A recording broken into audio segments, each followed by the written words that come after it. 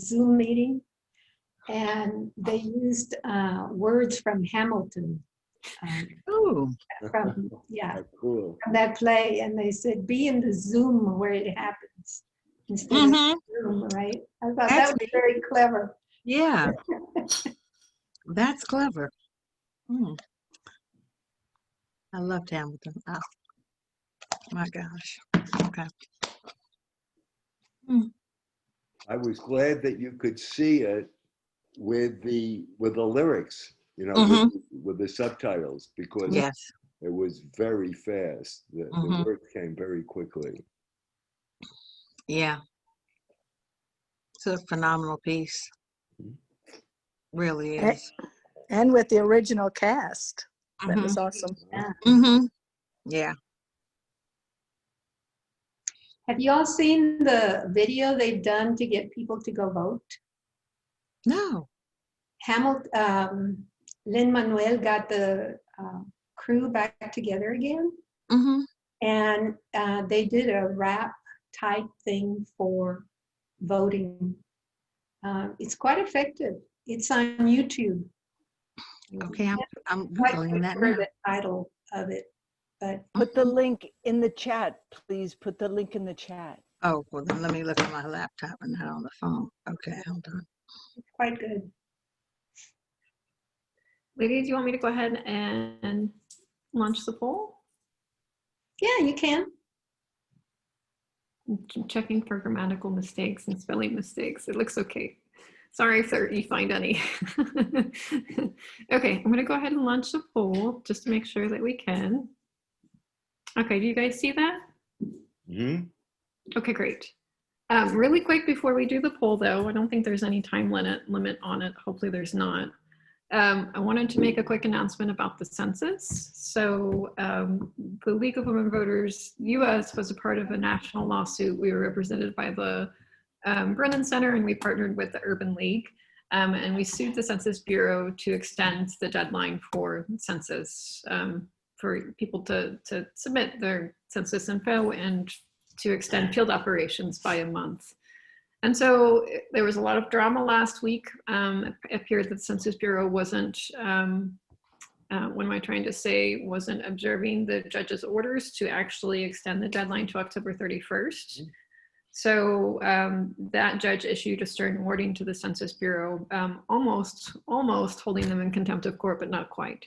So my point is, we need to be telling folks to fill out that census questionnaire still. So as much as you can to check on your family members, make sure that they filled out their census questionnaires themselves. Also post on social media and check with friends. And the reason that I say this was all the way up until, I think, mid-August, the completion rate for Texas was only 62%, lower 60s. Daphne might know otherwise. I see her on the phone tonight too.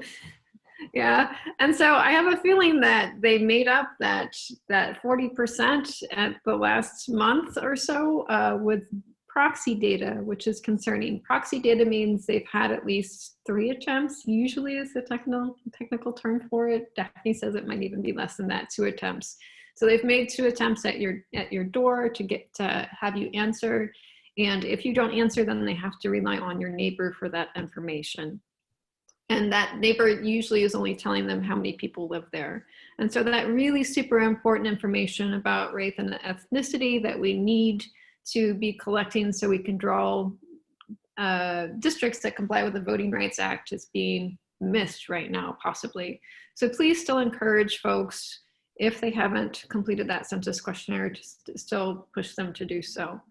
And with that, if you guys wouldn't mind answering the poll, I'll leave it up for the next minute or 2, but I'm going to turn everything over to Lydia now.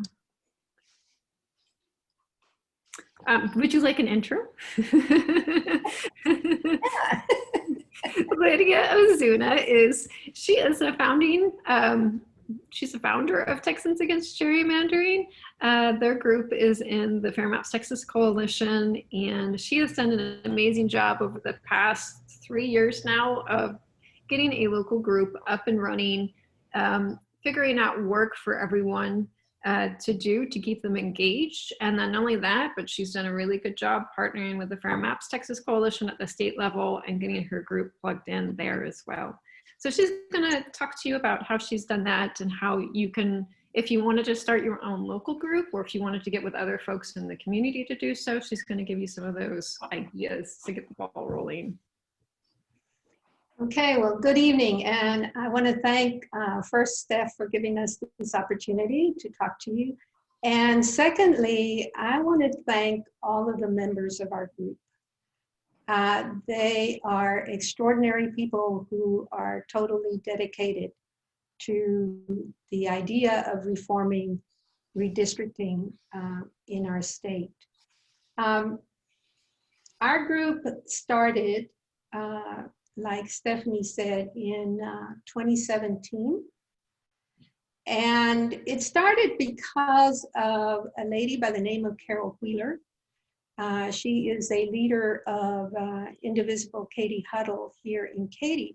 And she received an announcement from ACLU asking for that People Power campaign to start a redistricting group. So she started it. It started at my house. We started meeting there. And then after a while, she was busy with election stuff. So she turned it over to me. And that's how the founding of our group began.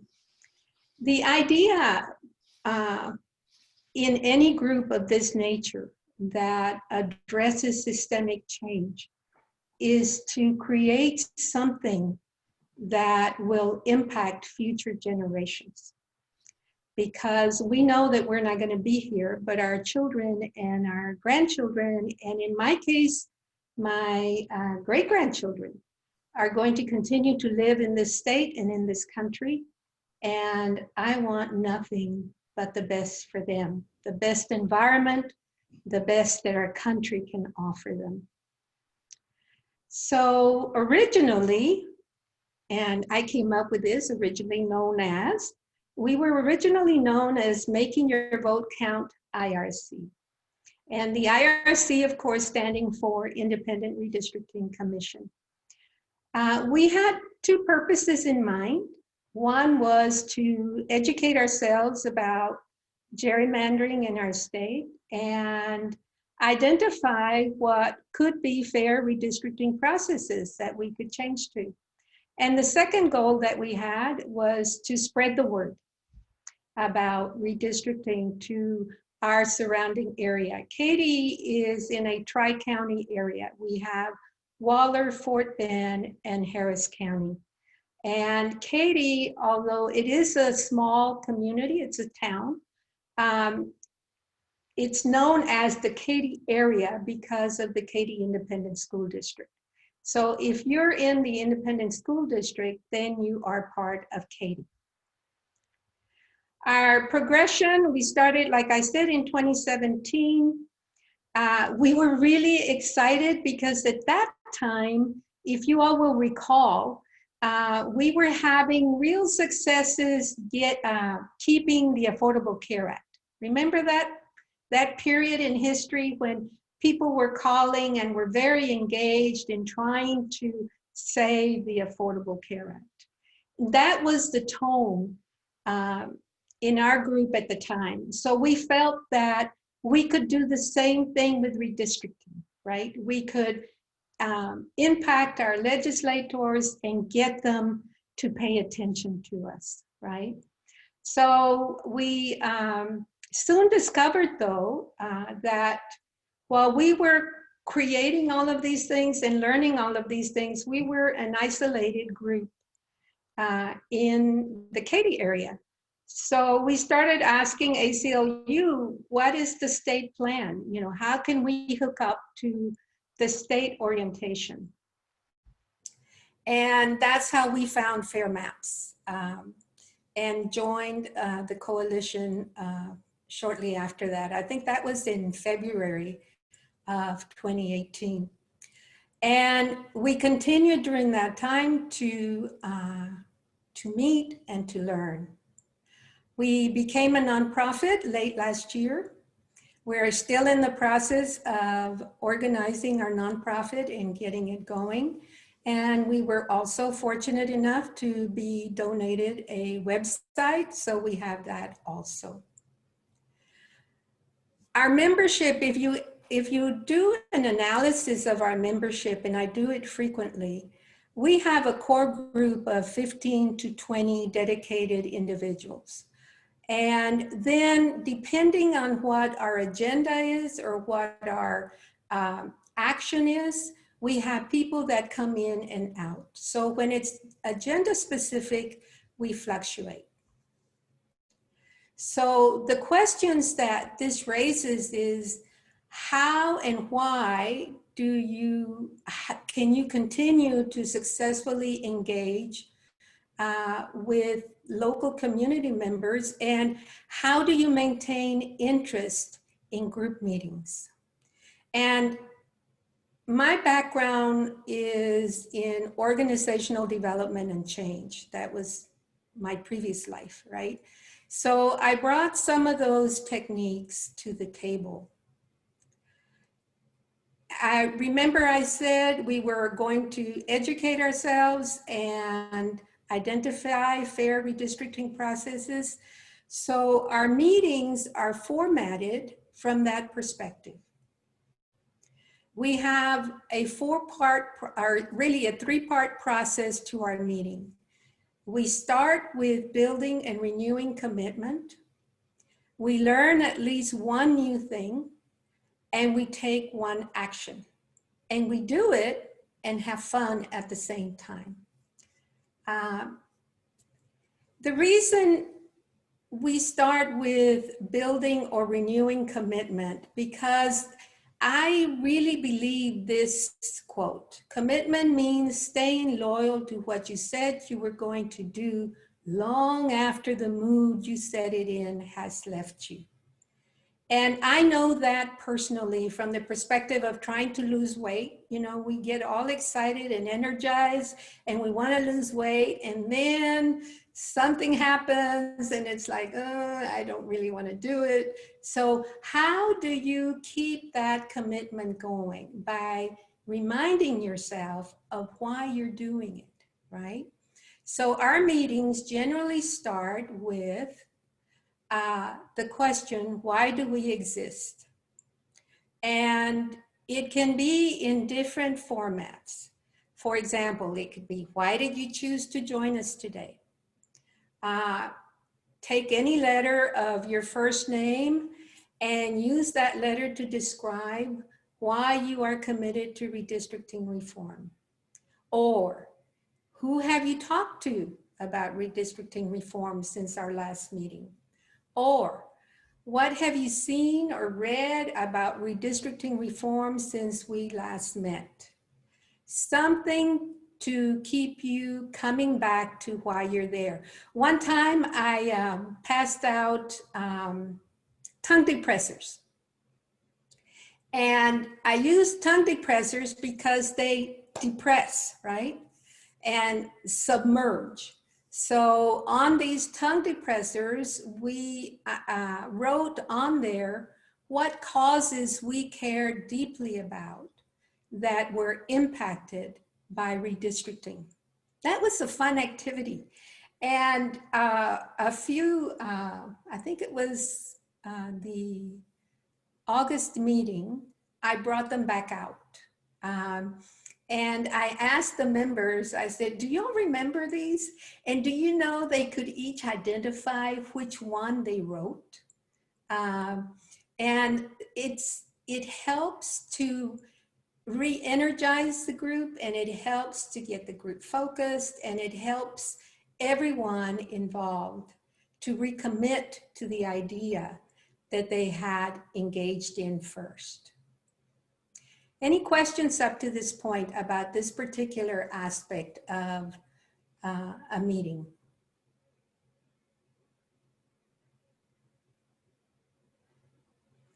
I'm going to share with you an agenda from item from 2019. At that time, I asked them to think about 3 things you think people should know about gerrymandering. The meeting before, we had studied something, I don't remember what it was, but I took from the meeting before to create the Why We Exist activity. In today's Zoom environment, we do it through small groups in breakout rooms. And it's pretty effective. We learn one new thing at every meeting. And the reason for this is, you know, when you talk about redistricting, it's a tough concept for some people, right? So you have to figure out different ways to state what your goal is and what you're trying to do. And so by learning a different something or the other, you can rephrase it and speak about it with somebody else. We talk about the 3-minute elevator pitch, you know, that candidates always have at the tip of their hands.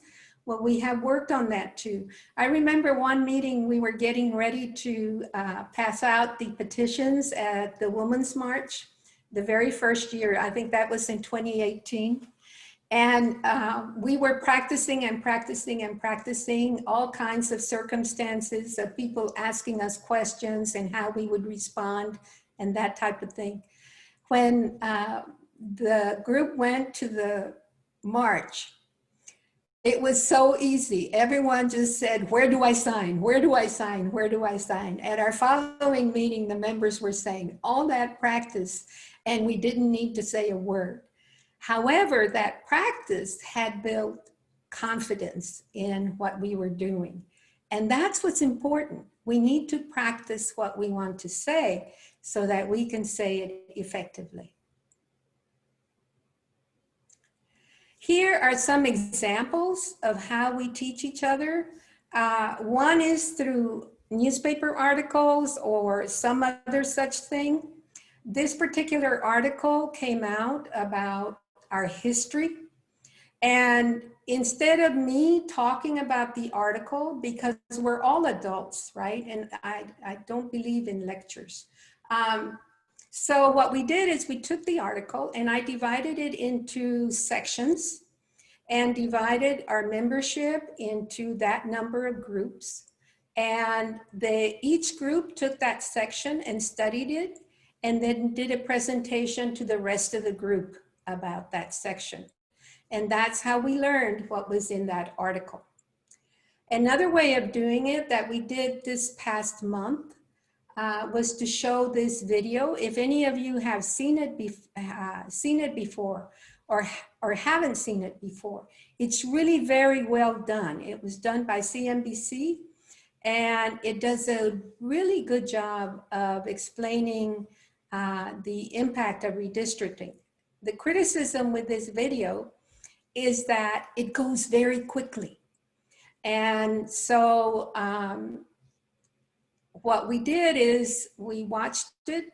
I designed some questions to generate conversation about the video, and then we broke up into small groups and discussed it, and then came back as a large group to talk about it. We take one action at least during the meeting, and that can mean many things, right? This particular picture I love. It's when we first found out who the members of the redistricting committee were. And so what we did at that meeting is we started doing research on each one of the members, what their voting records were, what they what they seemed to care about through their voting, that type of thing. And we did it by groups, right?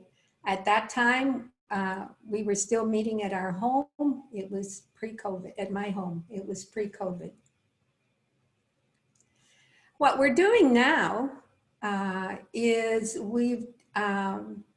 now that we're a nonprofit, we've set up some goals and came up with some strategies for meeting those goals. And we have 4 different small groups working in 4 different areas. The one called the witnesses are the ones that are working on providing testimony on communities of interest in our area. The ones called the detectives are the ones that are going to be active starting in December, January, to be ready to be the gurus on the bills that we may try to get passed, and also to disseminate information on what the House and the Senate committees are doing with the mapping process, as well as any redistricting bills that may be submitted. We have another group called the collaborators going on, and their task is to help us increase our reach by identifying groups that can help us spread the word on Facebook and other social media, and also to create and or post information to social media. Then our 4th group is called the activators. This is the group that is going to be recruiting volunteers to help accomplish the work. I said that our second goal was to spread the word. And the question always is, well, how do you do that? Like I said, we were a handful of people, and we had known each other because of our working together in Indivisible. We also had worked together to try to get different people elected. And we had also worked together in terms of reaching out to our legislators. And at the same time, we were all active in different groups, right? So we took that and used it to grow our participation. At this point, I want to talk about leadership. At first, we had a leadership team of, I think it was 6 people that we met before our meetings, and we planned what was going to happen at each one of our meetings. Now we have a board. Basically, the same people that were on the leadership team are now on our board. And our job as the board or leadership team is to, first of all, be fully committed to our mission and to outreach. The other thing that is critical is to accept change, and that change will happen. You can start out with a plan, you can start out with X, and it becomes Y overnight, and you have to be flexible and move with it. Another critical component of our leadership team is that idea of nurturing, supporting, and growing our core group. It is our core group that is critical in this arena. The realization that we have made is that we are not a typical membership group. We are a group that reaches out for involvement. And so there will be a time when we have 50 people, and then there will be a time when we have 15. And it all depends on what they are interested in participating in. And we need to be flexible with that. That, to me, is the biggest learning that I have had personally out of this experience. Because I was thinking the idea of growing the membership to be, to go from 20 to 30 to 40 to 50. But that's not how it works with this type of concept, especially with an abstract concept like redistricting. Then the fifth thing that the leadership team needs to do is be able to dig for information. Not just information that is knowledge about redistricting, but information about how to digitally organize in this day and age, how to keep people in the group. One of the things that I have learned is that there are a lot of groups that are doing training for organizations in how to do Zoom, how to fundraise, how to do X, how to do Y, and they're free. And then one of them, I was even fortunate enough to sit with this high dollar marketing person, and she gave me some ideas on what to do with our group. And it was just like manna from heaven, you know, it was a freebie. How can you say no to a freebie, right? So it's important to dig for information. To initially and now, to build collaboration, we use our networks, our membership affiliations. We also attend meetings of other groups to find more people to talk to engage with them.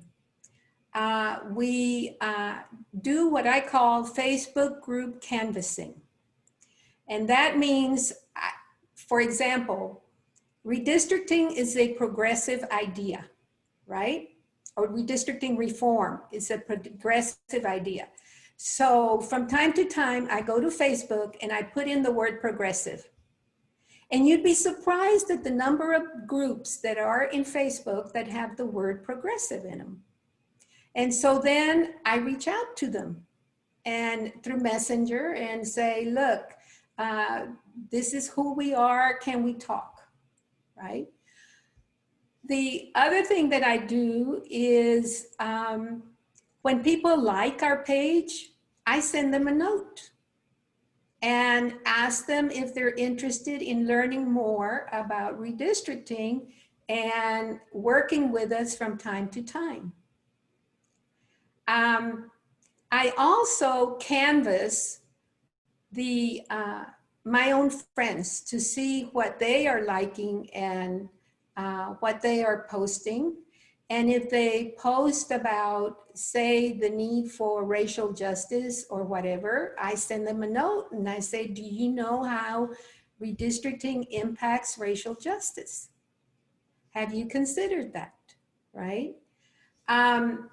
Instagram, I am a neophyte in Instagram, and right now I am a lurker. I am just reading and reading. And what I like to do is pass on the information to the Facebook groups. They have a share button on there, and that's all I'm doing with Instagram right now, because I really haven't learned how to handle it.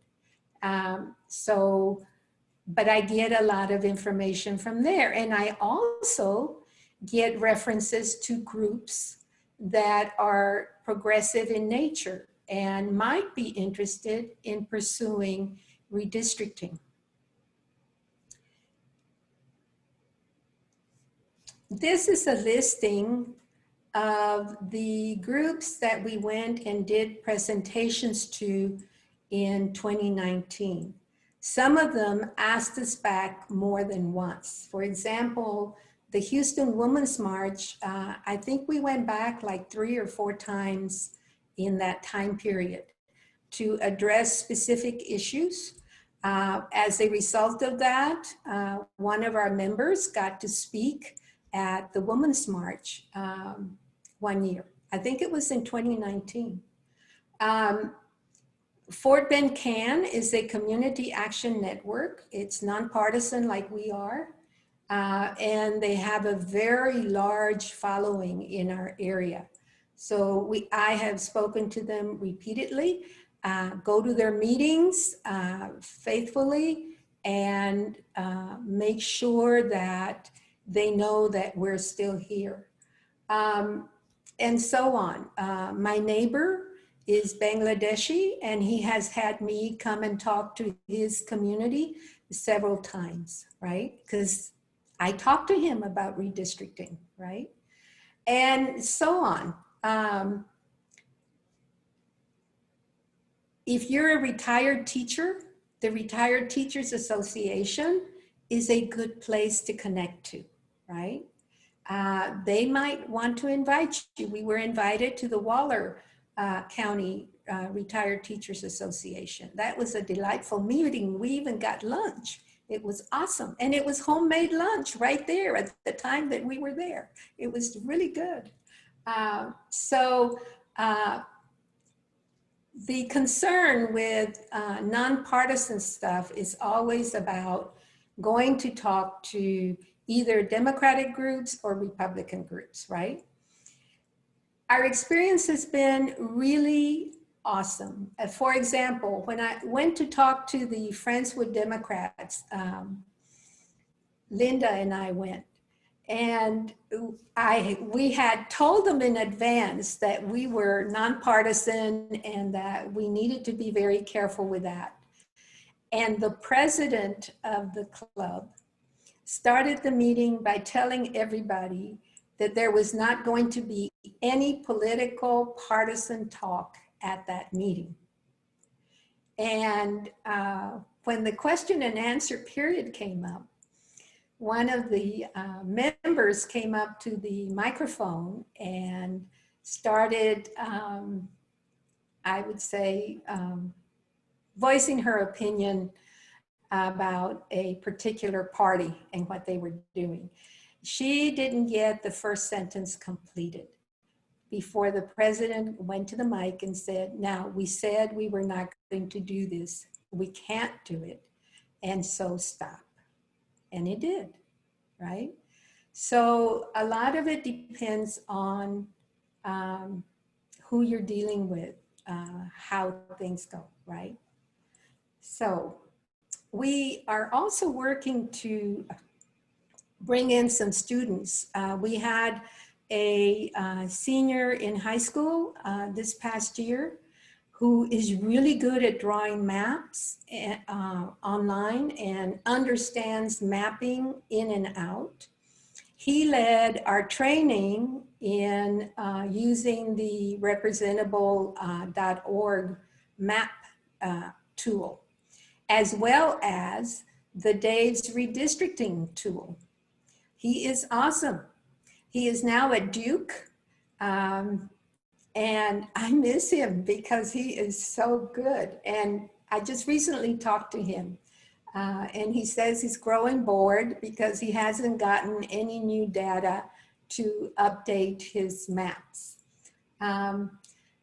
We also spoke to a student group in Katy over pizza and politics.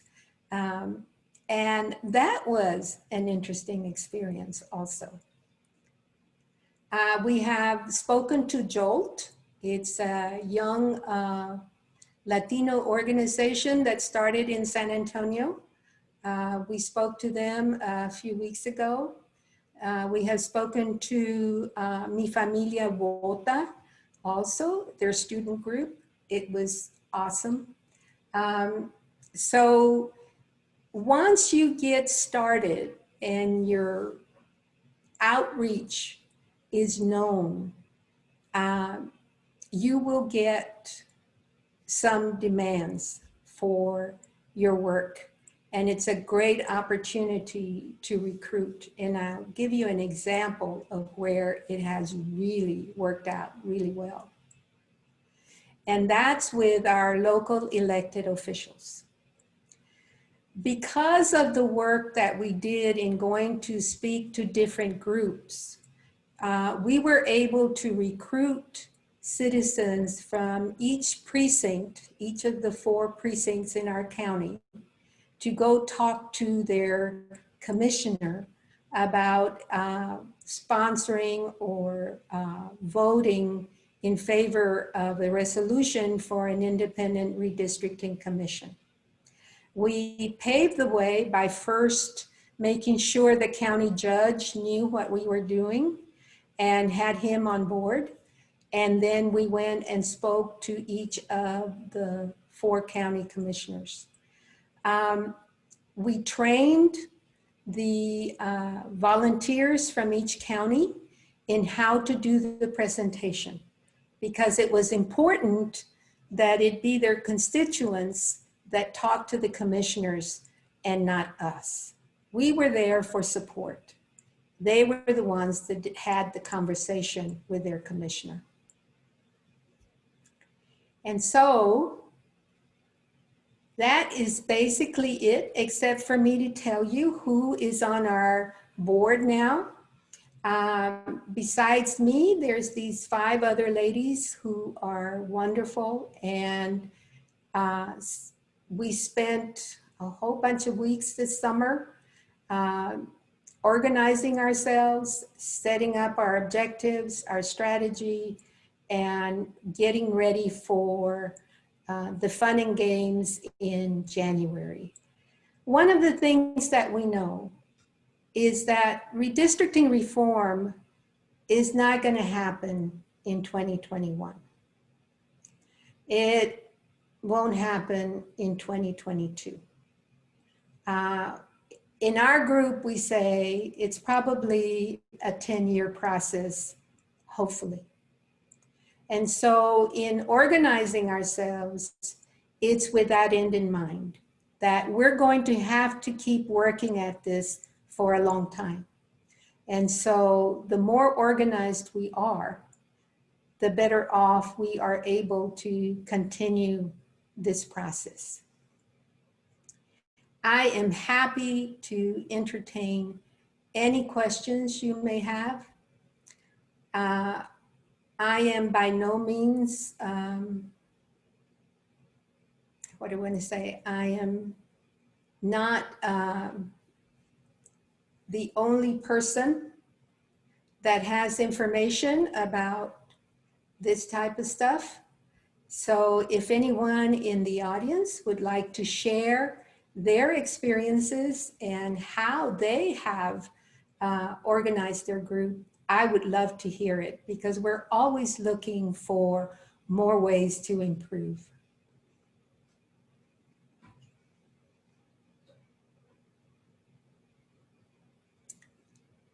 So Stephanie, what was the result of the poll? So it looks like D, all of the above, was the highest taker at 61%. C, though, how to get my community involved was what most people wanted to learn about. Getting the community involved means reaching out and being willing to accept rejection, right? When I was a teacher way back in the old days, back in the, what was it, in the 70s, Encyclopedia Britannica tried to recruit me to sell their books to the Hispanic community in the town where I was, right? And I kept telling them I'm not a salesman. And eventually they convinced me to go through the training because they offered me a hotel room in a posh hotel in Dallas. And it meant a weekend away from the 2 children that I had. And it was a nice little break. And I needed a break. So I went to this training, okay? And the one thing, well, 2 things I walked away with. 1, I'm not a salesman. And 2 was what they tell their salespeople about the word no. And what they tell the salespeople about the word no is that it means not yet. So when someone tells me, no, I can't do that, my next question is, okay, is there anything else that you can do? Or is this, I can never do that, right? And that way, it helps everybody, right? So remember, no means not yet.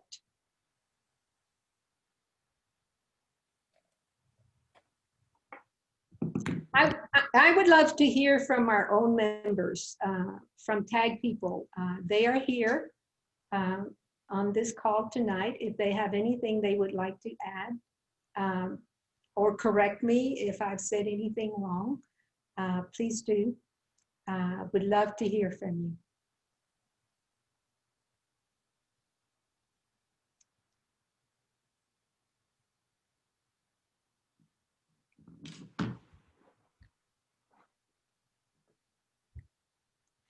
I've never seen so many shy people in one spot. Yes, ma'am.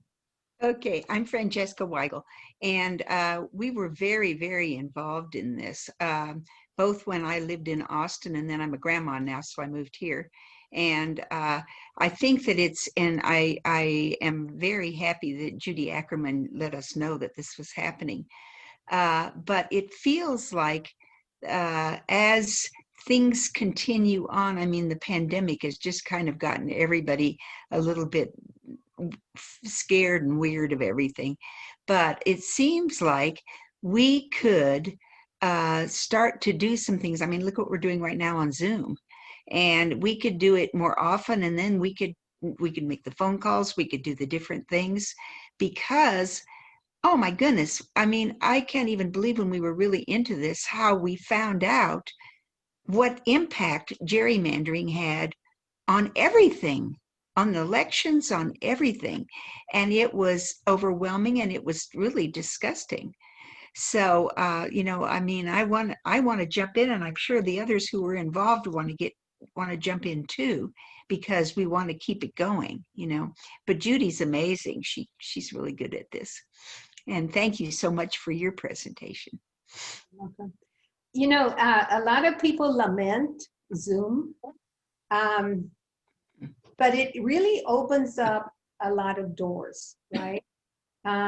It's more available for people without having to go somewhere, right?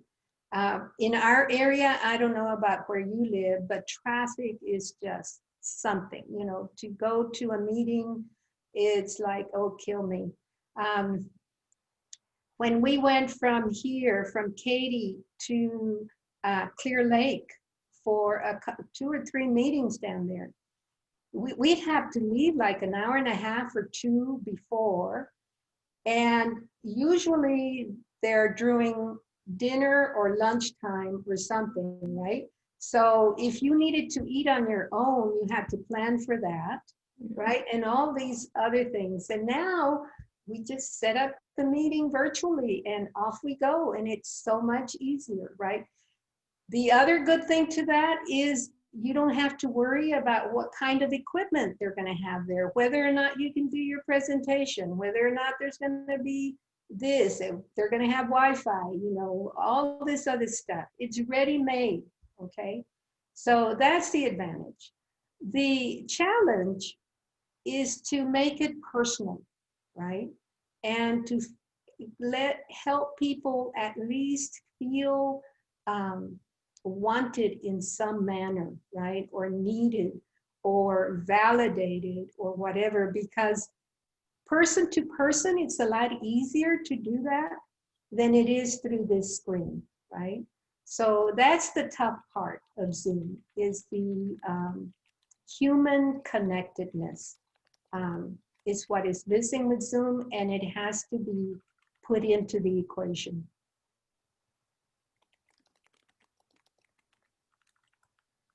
So I wanted to chime in. I'm off mute, right? Okay, great. So we've had 3 of these talks now, and as I watch each one, it's occurring to me that instead of everything's kind of coming into focus and becoming a little more clear about what we need to do next. So next week, instead of reviewing testimony and how to prepare that, I think we need to get together, like Francesca was talking about, and do a strategy for how we continue, because we have a lot of work to do before the legislative session begins. So I think we can all get together, reflect on all 3 presentations that we've had now, and try to piece together a more cohesive strategy about what the next steps are and what we need to do. So we know that we're going to have our own virtual hearings in mid-November, And there is a very specific strategy that we need to do to be effective for those virtual hearings. And we're going to need everyone's help to do this. So I definitely want to spend time talking about that. That's priority number one. But then all of these ideas that we have for how to keep these local efforts going, like Judy mentioned, and like Lydia mentioned on today's call, I want to get folks set up with some basic idea of where to start and where to begin, and actually have conversations about that, and try to track progress every month. I would say would be a good starting place for that. Does that sound reasonable? So next week is more of a strategy session. The week after that, or maybe even closer to the end of October. Let's do the week after that because we'll get too close to the elections. So next week's strategy, week after that, we'll come back and do specifically testimony. And this is where I can give y'all info from Allison Riggs. Allison Riggs is the lawyer. She runs the Southern Coalition for Social Justice. She defended the NAACP during the last round of redistricting. She's given us a very specific set of ideas that we need to develop so we can find folks, a specific set of folks to give testimony at these virtual hearings. We want to be able to create that record for future litigation, basically. So yeah, so next week's strategy, week after that testimony. Does that sound okay? Yeah. This is Jency. For next week's agenda, maybe you could also add on a little bit of time to talk about, in terms of strategy, local leagues that could work together. I'm thinking specifically about, when we get, well, part of a strategy will be, I assume, talking to legislators that are on the redistricting committees. And since a lot of us local leagues share legislators, maybe we could spend a little bit of time just talking in terms of what leagues would work together on, what kinds of how. So while we can see each other's faces, it's a little bit easier to talk about, working together with somebody when you know who you're talking to. See what I mean? Yeah, Daphne has already started mapping out like where the local leagues are with the members of the redistricting committees. So she kind of has that plan going, but that's definitely something that we can sit down and that's the strategy that we're talking about. Like, especially as we get closer to the legislative session, how can we leverage our network that we have and make the most of it? Yeah. So, but I mean, I hope that we will talk about before the legislative session starts, when local leagues go to speak to their legislative, well, I don't know how everything's going to work anymore right now with everything the way it is, but usually what the league does is ask local leagues to go have legislative interviews before the legislative session begins. And those usually take place in, yes. I'm on their board.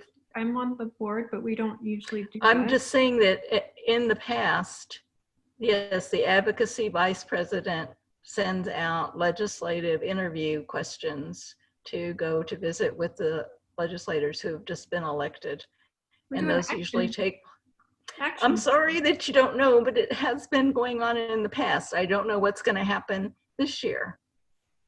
I'm just saying, Sure. Perhaps you could check with Janet and find out. We usually have an action sheet, but during lobby days is when we encourage folks to go and speak with their legislators. And that was up again this year because of COVID. Anyways, we can talk about it later offline. Yeah. That's fine. Yeah. Okay. Could we do a census, Steph, of who's here? I know Katie is here, and Fort Worth and El Paso. Who else is here?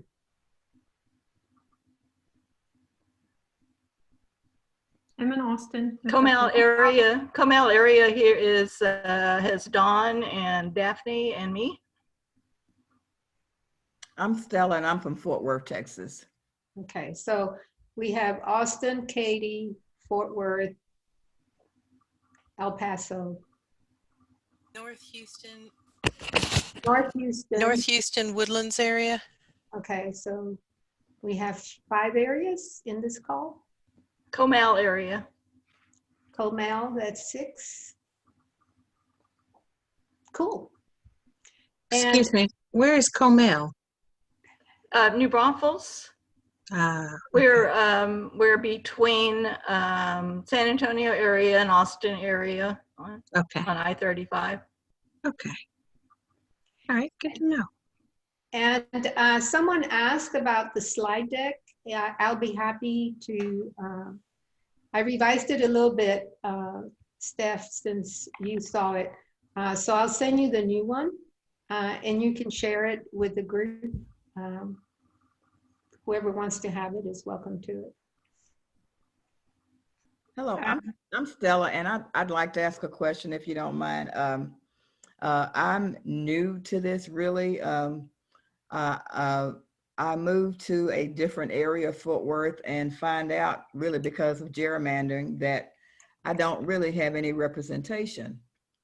I had good representation where I moved from, but moving to this area, I really don't have any. And so this is really why I got interested in gerrymandering and redistricting. And Stephanie and Judy, I thank you for asking the question that I submitted on chat. But Lydia, one of the things that you mentioned at the beginning of your slide presentation is that you started off by educating yourself. And I would just like to know what process you went through, because that's where I am right now, in educating yourself about this issue. Well, first thing we did is we went to the Texas Legislative Council to find out about redistricting. They have a segment on there. Then we looked at the Texas Constitution. You can go to Google and just do a search for redistricting Texas Constitution, and they give you the sections for that. So we studied that. But you don't have to go through all of that, right? Our website, tagtx.org, has a lot of resources there, from videos to articles to read to that kind of stuff.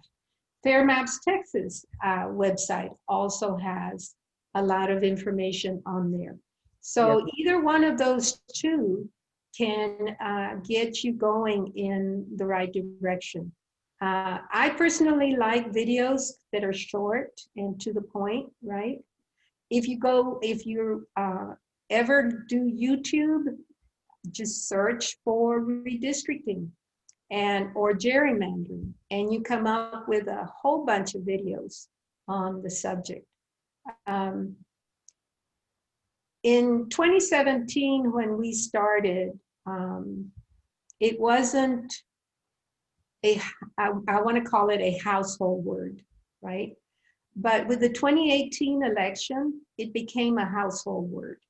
And it became such because the guy running for Attorney General made it one of his campaign items, and the guy running for Lieutenant Governor also made it one of his campaign items, right? And that was on the Democratic Party side. So, and then other groups started really yelling really loud, right? The point to what I'm saying is that there's more information now than before, right? So it's available. So like I said, either our website or Fair Maps Texas website, either one will give you the information that you need, as well as League of Women Voters. They have a lot of information on redistricting there also, right? Yeah, I just saw a video. It was another Zoom meeting, and it was called Slay the Dragon. Yes. And that was very telling. Yeah. From watching that, I was able to see how redistricting was contributed to to the folks in Flint, Michigan not having clean water. Yeah. I was just stunned how redistricting had impacted that. Stella, this is Shirley Nicola. If it wasn't for seeing that movie of late, that picked my spirits back up, because Lydia is very correct. This is a long, long process to get this changed. Mm-hmm. But I guess just knowing that some people have accomplished the big mountain just gave us a little bit of push this year, because it is a tall mountain to climb. So hang in there, Stella. Okay. Did someone tell the name of that movie again? Slay the Dragon. Slay the Dragon. Okay, thank you. That's one. There's another one called Rigged, R-I-G-G-E-D. Mhm. That's very good. Then if you're a fan of Jennifer Lawrence, we are. Her group, what is it called? Represent Us. Represent Us. They have really good videos also on that address gerrymandering, but they also address some other issues. And the other two issues are voting rights and dark money in politics. And they all go together, folks, right? Mm. So that group does a really good job of using charts and statistics in a fun way, right? They're really Will you repeat the name of the organization again? Represent Us. Okay. Thank you. You're welcome. Thank you. I just wanted to add, for those of you with Hulu, Slay the Dragon is available and can be viewed there.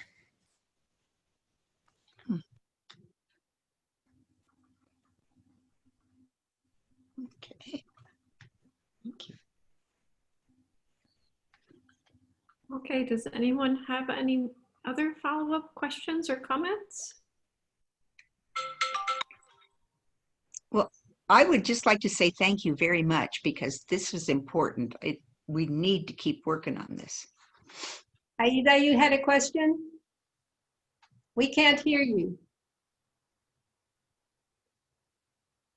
Oh, I'm just gonna say that I'm very proud of the Katie girls, because it started like smooth and easy, and then they start pushing and pushing and pushing, and now we're here. So little by little, we're gonna make it. Okay. That's it. Okay, thank you. Okay, so I know a lot of you guys have been asking for the recordings of these chats. I'm sorry, last week was really bad. Had a family crisis pop up midweek. So tomorrow though, I'm gonna spend all morning loading them onto YouTube. I will put them on the website, and then I will send out a follow-up email to everyone that attended these fireside chats so you guys can see it and have a record of it. Yeah, does anyone else have any questions? We're right at 8 o'clock, so we did really great on time. Thank you for doing this. Yes, thank you so much. Thank you. So take it easy. Well, you'll get the videos to us, so don't worry about it. Okay. Okay. Someday, yeah, little by little. Thank you. All right, thanks guys. See you next week. Bye-bye. Yes, bye-bye. Bye. Bye.